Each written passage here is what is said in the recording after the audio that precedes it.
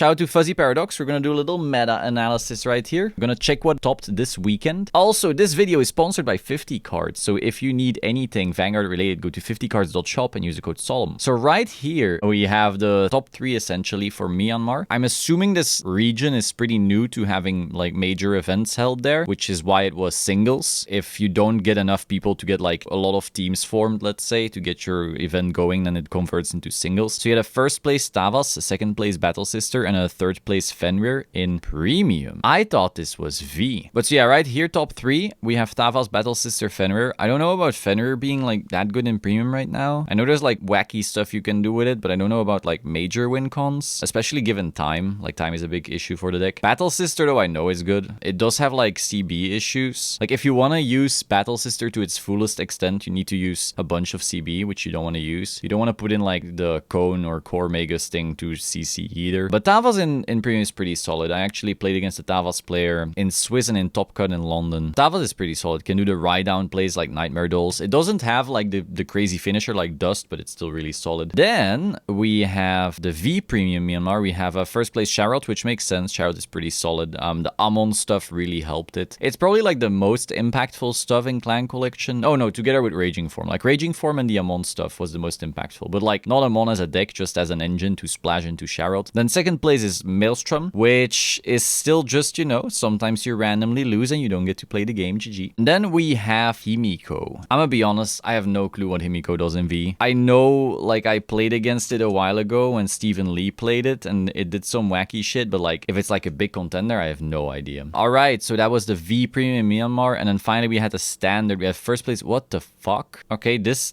got first place, and then second place was Bruce, and third place was Wings. Okay, this standard top cut, I have no comment because I have no idea what happened there. We might have to check out lists, but I think this video will become a century if I check that out. But yeah, Myanmar just built different. Next, so this is the top 8 for standard Myanmar. We have Gravidia in there, Barrow, Eugene, Bruce, Wings, MLB, New Chick, and New Chick. Okay, this is very different from what I expect. It's very different from everything else. I don't know how big the event was though. Again, it was singles, so I'm assuming they didn't have that big of a turnout. When your region starts getting like nationals or whatever you want to call it early on, obviously it's gonna take a while before you have like the sweatiest try hard type of event, but still, okay, cool. It's nice that we have more and more countries getting some solid stuff going on. Next, we have, wow, what's this? Top 4 final standings for Bushiroad Springfest London Premium Regionals. So we have first place Team Cardiff. Who could that be?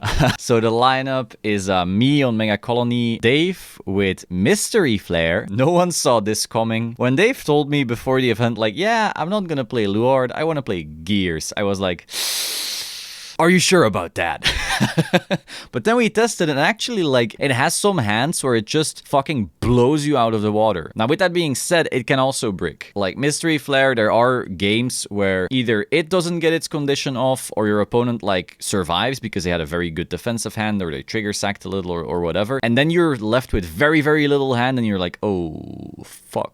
So it's very, very high risk, high reward, but it is what it is. And then we have the Regalia, of course, Mohammed. So yes, this is just the same lineup we've been running with Team Cardiff the entire season, and how he won almost everything. But then with Jay not able to attend for London, sadly, and then we had Dave instead. You should be aware of the Mystery Flare list, though. I've used that one against you before. No, okay, Bram, that isn't what he ran, though. Okay, so basically there's an interaction with which you get 2 additional turns with Mystery Flare. Dave will be doing a deck profile explaining everything, but basically you get 2 additional turns if you play this deck with the new stuff. And so yeah, you just do 3 turns in a row while your opponent is at grade 2. Yeah, where you put MFD in Soul, exactly, yeah. But getting that to be like not a complete Brickfest is really hard. And then second place, we have Shiny Cardboard Addiction. Shiny Cardboard Addiction is like a relatively new team on the scene, I want to say. Like, I didn't see their players before, but this season they started like winning a lot. I saw them in Hungary doing well. I wasn't there personally, but I saw like results. Faced them in Oberhausen as well. So here they got second place. Very, very strong results. They have a solid lineup, of course. They have the Nightmare Doll, they have the Gridora, and then the slightly, you know, weirder pick pick with Dunjuri. Of course, like, Narukami is still a really solid deck, but usually you would expect, you know, in that slot, maybe Regalia, maybe a Grand Blue, maybe a Luar. There's a billion things that could be in here. Even like Eradicator or Vanquisher is more normal, let's say, but it's still really solid. You still basically carried in Narukami by Stunverse. So the thing you ride, it matters, obviously. It chooses which deck you're playing, but the only reason it's a deck right now is because of Stunverse. But it is a solid pick, of course. It also hard nukes certain other matchups because they can't deal with binding. And then we have third place, Team Brexit Minority Division. So this is a different Team Brexit. I don't know if you know, but basically Team Brexit has many teams. And usually we see Hal and Kalen taking the W's from the Team Brexiteers. But here we actually have Noto, AJ, and Echo. So we have a Nightmare Doll, we have Barrow and NLK, and we have Highlander. Pretty solid lineup, of course. We don't see the Gredora in here, but I think Highlander is still really solid, of course. The NLK is a bit weirder, but it's still viable for sure. And then we had fourth, All Glory to the Hypnotoad. We faced them in both Swiss and Top Cut. We had Thavas, Dunjuri, and Nuba. Very weird lineup. All three are like solid decks, but they are not the usually considered top tier ones. Really good players though. Next, we have the London Top 4 V Premium. We have first place Star Hulk Crusaders. We have Prism, which you would expect, Gurgit, which you would expect, and then Bang Dream.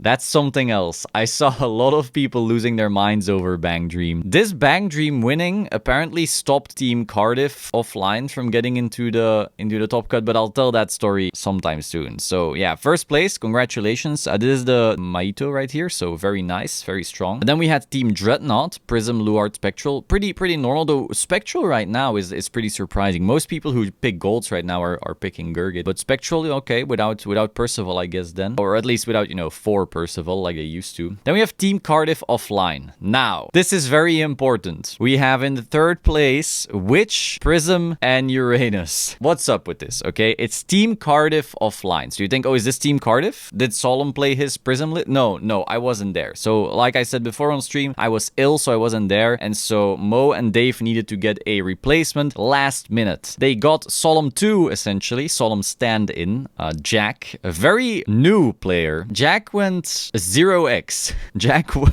Jack won 0 games. But Team Cardiff offline still got third because, well, they won everything else. So Mo and Dave had to hard carry Jack all the way to third place while Jack was learning how the V format worked with witches. So I can already see people going like, oh, I'm gonna copy this witch deck. This is the way to play witch. Well, Mo did build this witch deck, but Jack, well, learned what the cards did during the event. Very solid, you know, a 0% win rate, but a 100% top rate. That's something you don't see very often. Very powerful, you know. That's probably the most impressive Vanguard top ever, in my opinion.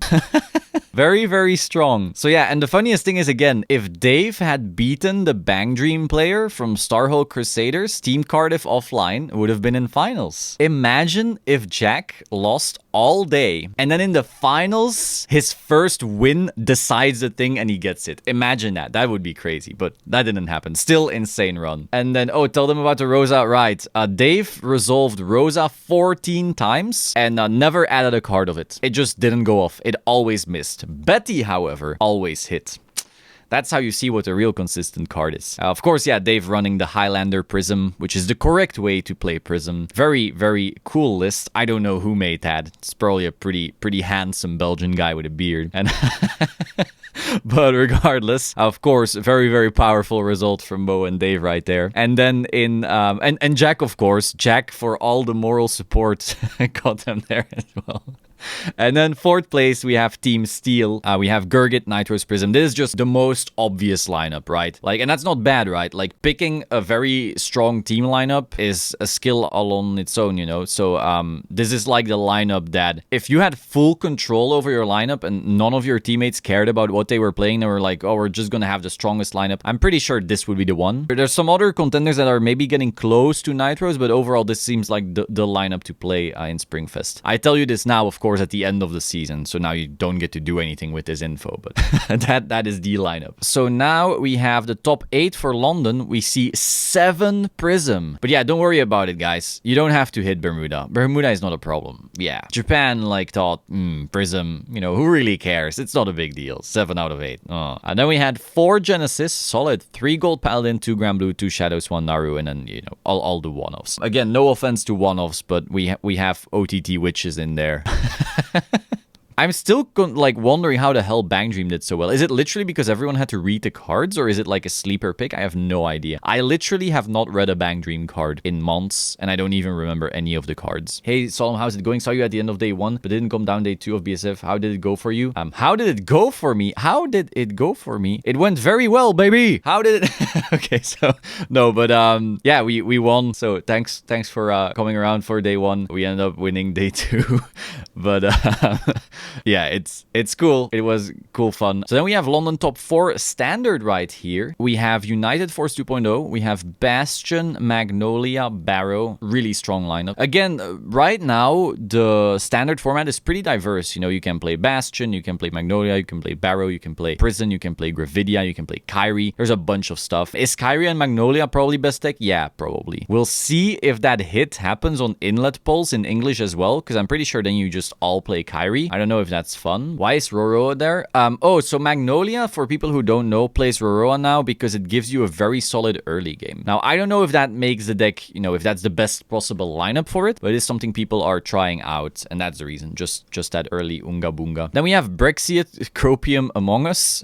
Very nice. We have Magnolia, Gravidia, Kyrie. This is probably the best lineup for Springfest, in my humble opinion. I think this is very strong. Gravidia, my baby. Very solid lineup. This is with Hal, Kalen, and was it Hamish on their team? I don't like, I wasn't there for day 2 except for at the very end, so I didn't actually know like what people were doing. Hamish, there we go. Okay, awesome. And then we have Obliken Erdbandiger. Also with Magnolia, Gravidia, and then Prison. So again, like very normal lineup. Also, oh here, Rulebook right here. Oh, Rulebook, very solid team. Rulebook UK though. Kyrie, Prison, Magnolia. Again, like this Brexit, Copium, and Rulebook are probably the most competitive lineups on a team you can have. But the thing is that the United Force lineup is like maybe stronger when they high roll. Kyrie, Prison, Gravidia are like more sturdy, always doing the same thing. Whereas Bastion and Barrow are like sometimes gonna lose to themselves, but when they don't, they're probably stronger. So maybe that's why they won. Like they didn't get unlucky in that top cut. I don't know, but very solid lineups. All of them, again, like standard is quite diverse right now. Next, we have the top 8 for standard. We have 7 Magnolia. Ooh, maybe the inlet hit is required. I don't know. Wait, better yet, you had one of them Flagberg Magnolia. So there's actually 8 Magnolia in top 8. That's crazy. 4 Gravidia, 4 Prison, 3 Barrow, 2 Kyrie, 2 Nirvana, 1 Bastion. Solid. Then we have the Vietnam top 8 premium. So this is completely new to me. We see 4 Genesis. Wow. Where's all the Dolls and Order Colony? 4 Genesis, 4 Royals. That's also very new to me. 3 Bermuda, 2 Grand Blue, 2 Pale Moon. Okay. Oh, and those Pale Moons are even split up into Harry and Nightmare Dolls if you look closely. So not many Dolls here. 2 Novas even, and it's Blau and Victor. 2 Nuba, which is Hanzo and Shiranui. 1 Naru, 1 Mega Colony, 1 Shadow Paladin, 1 Link Joker, 1 Aqua Force. Wait, hold up. There's an MLB in the graph here. Oh, okay. So you had 3 Jewel Knights, 1 MLB. And then we see the top 4 for Premium Vietnam. First place is what? We see a Chaos, a Victor, and a Hanzo. Okay, I have no idea. Hot take. Chaos, it's a really good deck into Order Colony, but it's a really awful deck into Dolls. And it's also an awful deck into a few other matchups. So like, is picking that smart? I mean, if you're gonna phase all the Order Colonies all day, cool, but can you expect that in a team setting? I don't think so. How did MMD lose against LJ? Oh, that's true. I don't know how. That's Chaos Messiah. I mean, whether you play Chaos or Messiah or Chaos Messiah, like it's all the same shit. But yeah, with Pale Moon, if you just try to harry and unlock everything, like it's GG, right? So Victor, very surprising. A lot of people are big fans of Victor, but it's not really the most competitive deck, sadly. And then Hanzo is a sleeper pick. Well, sleeper, it's like, it's solid, but not a lot of people know about it. It eats Order Colony's ass. And then we have a 100% overcheck. Wow, toxic.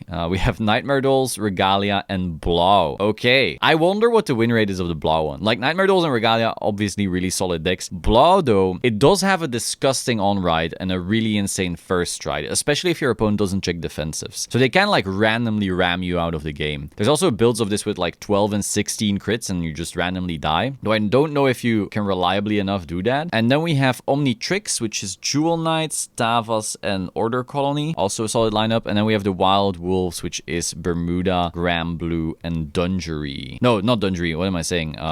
Vanquisher. Yeah, solid stuff right here. We have top 8 V Premium. We have 4 golds, 2 Graham Blue, 2 Naru, 2 Link Joker. 2 Link Joker? What the hell? Okay, 2 Messiah, 2 Aqua, 2 Shadows, and a bunch of one-offs. You know, the trend is your friend right here. You're seeing 4 golds and 2 Graham Blue and 2 Naru. And only the Link Joker is what like is really weird here. Next, we have the Vietnam top 4 standard. We have Nirvana. We have Prison. We have Gravidia. Okay, that's pretty normal. Nirvana is solid, but it's not, you know, in the top tippity top tier, let's say. The Shmiko top. And we have another Nirvana though. Maybe I'm wrong. I don't know. Kyrie and Bastion. And then Bruce, Gravidia, Prison. Though that's more normal. Though Bruce, again, not really in the tippity top. It's I would say in the same category as Nirvana, where it's solid but not insane. And then Omnitrix with probably like, again, like the most competitive lineup of Gravidia, Magnolia, Kyrie. Then we have Vietnam V Premium. Didn't read, lol. Okay. Again, with probably like the most competitive lineup of Prism, Nitros, Gurgit. And then we have Gurgit, Jewel Knights, Nightmare Dolls. Okay, but this next one, the fuck is that? We have Nitros, Vanquisher, Dudley Reverse. What the fuck? Okay. And then Gurgit, Messiah, Raging Form. Really solid. Dudley Reverse. Wow. We already went over this one. We already went over this. Oh, so this is everything. Okay, we discussed the entire meta thingy.